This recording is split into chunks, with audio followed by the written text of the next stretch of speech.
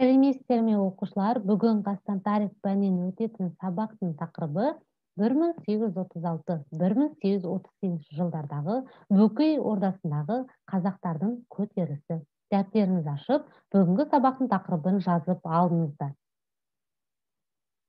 Зерттеу сұрағы: Исатай Тайманұлы мен Махамбет Өтемісұлы қандай ортақ идея біріктірді? Сабақтың мақсаты: Бөкей ордасындағы көтерілістің себеп салдарын анықтайсыздар. Исатай мен Махамбеттің көтеріліс барысындағы қызметіне баға бересіздер. Назары топтарын біріктірген ортақ идеяны саралайсыздар. Өткен сабақтан сіздер не білесіздер? 1822-1824 жылдардағы реформалар нәтижесін талдадыңыздар. Дәстүрлі қазақ қоғамындағы өзгерістерді өткен тарихи кезеңдермен салыстырдыңыздар. Оқушылар ең алдымен білімлі сайтын пайдаланып, 1836-1838 жылдардағы Бөкей ордасындағы қазақтардың көтерілісіне байланысты бейне материалдар көретін боласыздар. 1836-1838 жылдарда болған Бөкей ордасындағы көтеріліс жайлы не білесің? Көтерілістің басты себептері қандай болды? Көтерілістің негізгі оқиғалары туралы не айта аласың? Көтерілістің нәтижесі қандай болды? Осы сұрақтарға жауап берейік. 1836-1838 жылдардағы Бөкей ордасындағы көтеріліс жайлы не білесің? 1836-1838 жылдары Бөкей хандығында кіші жүздің батыс бөлігінде аса ірі ұлт азаттық көтерілістің бірі өтті. Бұл көтерілістің басты себебі отаршылдық қысымнан туындаған жердің жетіспеушілігі еді. Халық көтерілісін елге белгілі батырлар Исатай Тайманұлы мен Махамбет Өтемісұлы басқарды. Көтерілістің қандай себептері болды? Көтерілістің басты себептері: жер мәселесі, мал жайылымының тарылуы, алым салықтың көбеюі, патша өкіметінің отарлық езгісінің күшеюі, Жәңгір ханның әділетсіз саясаты, ақсүйектердің озбырлығы. Көтерілістің себептерін Махамбеттің өлеңдерінен де көруге болады. Еділдің бойы ентоғай, ел қондырсам деп едім, жағалай жатқан сол елге мал толтырсам деп едім. Еңсесі биік Ағорда еріксіз кірсем деп едім, керегесін кескілеп, отын етсем деп едім. Көтеріліс Қарақазан Сарбаланың қамын жеген бұқаралық сипат алды.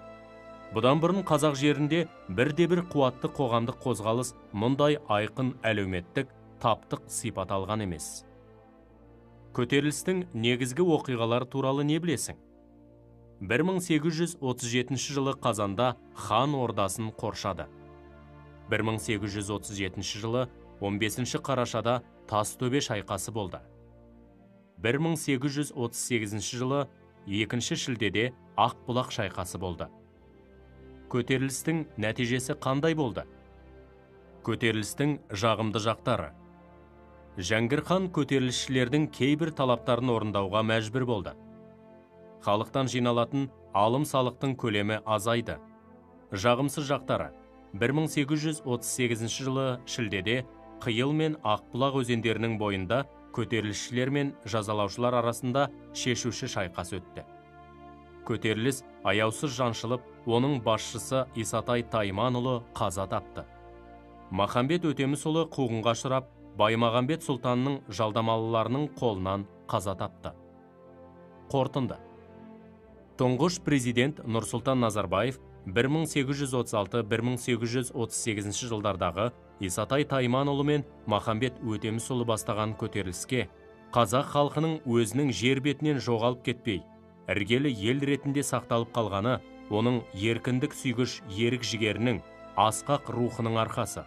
Осы жолда арғы бергі замандарда орын алған бас көтерулердің, қозғалыс көтерілістердің арқасы.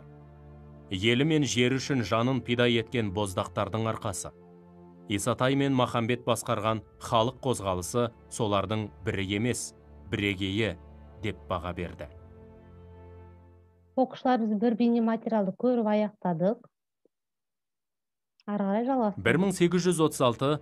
1836-1838 жылдардағы көтерілістің тарихи деректері ретінде не қолданылады? Исатай Тайманұлының көтеріліс жетекшісі ретіндегі рөлі қандай болды? Көтеріліс кезінде Махамбеттің орны қандай болды? Исатай мен Махамбеттің армандары орындалды ма? Аталған сұрақтарға жауап берейік. 1836-1838 жылдардағы көтерілістің тарихи деректері ретінде не қолданылады? Бөкей ордасындағы көтеріліс пен көтеріліс басшысы Исатай туралы құнды деректерді ақын Махамбет Өтемісұлының өлеңдерінен алуға болады. Мысалы, ақын Исатай басшы мен қосшы өлеңінде Исатайдың сол күнде ақтабан аты астында, дуылғасы басында, зығырданы қайнайды, астына мінген ақтабан ақ бөкендей ойнайды. Қасына ерген көп әскер маңыраған қойдай шулайды. Артымыздан келіп қол жетті, аз жетпеді, мол жетті деп соғыстағы жағдайдан хабар береді. Қазақтардың дәстүрлі қоғамында достыққа ерекше көңіл бөлінеді. Достық пен сертке беріктік нар тұлғалы жау жүрек батырларға тән қасиет. Махамбет басынан аяғына дейін қасында жүрген, жауымен жауласып, дауымен дауласып, өлімге басын қиған Исатайдың қанды көйлек жолдасы. Бастарын өлімге тігіп, соғысқа бірге аттанған сарбаздардың достығы бұрын соңды болмаған достық еді. Оларды достыққа бастаған Қарақазан Сарбаланың қамы болатын. Тарихшы ғалым Манаш Қозыбаев Исатай Тайманұлы осы көтерілістің сардары, көсемі, ал Махамбет көтеріліс рухын көтерген батыр жырау, көтеріліс жыршысы болды деп жазды. Исатай Тайманұлының көтеріліс жетекшісі ретіндегі рөлі қандай болды? Халық көтерілісінің саяси көсемі, қайсар қолбасшысы, халық батыры Исатай Тайманұлы ел ісіне ерте араласты. Ол ерлерді бастаушы, халық үшін жанын қиған батыр, әрі соғыстағы ерліктің, жүректілік пен өрліктің символы болды. Махамбеттің Исатай деген ағам бар, мұнар күн, Тайманның ұлы Исатай, мінкен ер, тарланым, Исатайдың сөзі, мінгені Исатайдың ақтабанай және тағы басқа өлеңдерінде тұтастай ел бастаған ер бейнесі сомдалады. Исатай бастаған көтерілісте Махамбеттің рөлі қандай болды? Махамбет батыр, ақын әрі күйші болған. Ол тек семсермен ғана күресіп қана қоймай, жыршы ақын ретінде ел мен жердің қамы үшін күрескен тұлғаларға рухани күш жігер беріп отырған.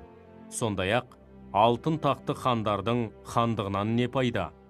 Қаріппенен қасірге тұрарлық ісі болмаса деп, хандар мен оның айналасындағы қанаушы топты әшкерелеп, халық мүддесін сатқаны үшін ашық наразылық білдіреді. Махамбет ешкімнен тайсалмайтын өжет болғанын тарихи деректерде растайды. Қол аяғы кісендеулі тұрса да, Орынбор генерал-губернаторы Перовскийге генерал-губернатор мырза, егер қолыма бостандық пен билік берсеңіз, жер суымды, байтағымды, ата мекенімді келімсектерден тазартар едім деп бетіне айтады. Мұны естіген Перовский басын кессе де тайынбайтын нағыз ердің өзі екен. Рухы неткен биік еді. Мұнымен тәжкелесіп абырой таппаспын. Бүтін бір елді өзіме қарсы қойып алармын деп Махамбетті абақтыдан босатып жібереді. Махамбеттің көтеріліс кезінде серігі Исатайдан айырылып шығарған өлең жолдары көтерілістің себептері мен салдарынан хабар береді. Көтерілістен кейінгі Махамбеттің жағдайы осы қызғыш құстың жағдайындай болғандығына көзіміз жетеді.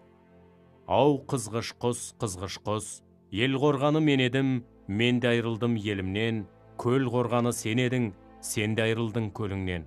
Аспанда ұшқан қызғыш құс, сені көлден айырған, лашын құстың тепкіні, мені елден айырған хан Жәңгірдің екпіні. Исатай мен Махамбеттің арманы орындалды ма? Исатай көтеріліс кезінде, ал Махамбет жау қолынан қаза тапты. Елі мен жері үшін күрескен қос батырдың бірі соғыс даласында, екіншісі жандайшаптардың қолынан қаза тапқанымен, олардың елі үшін төккен қаны текке кетпеді. Қазіргі таңда тәуелсіз, егеменді елде өмір сүріп жатқанымыз сол батырларымыздың ерлігінің арқасы. Сондықтан батыр бабаларымыздың қанымен келген тәуелсіздікті көзіміздің қарашығындай қорғау біз бен сіздің қасиетті парызымыз. Оқушыларымыз бейнематериалды көріп аяқтадық. Ал енді қысқаша конспектті оқыңыздар.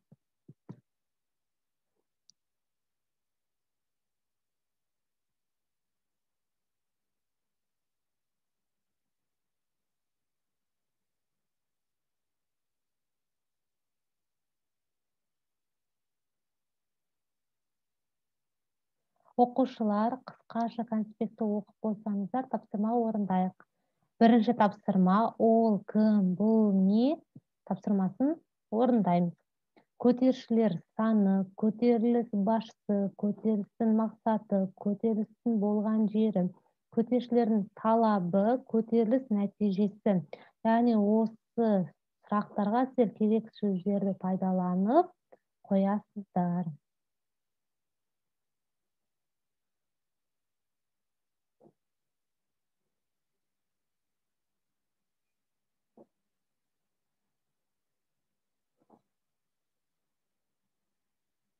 Эгер биринчи тапсырманы орундап болсоңуздар, экинчи тапсырмамызды орундайык. Экинчи тапсырма Исатай Тайман уулу менен Махамет Өтемис уулунун бириктирген ортак идеясын жазыңыздар.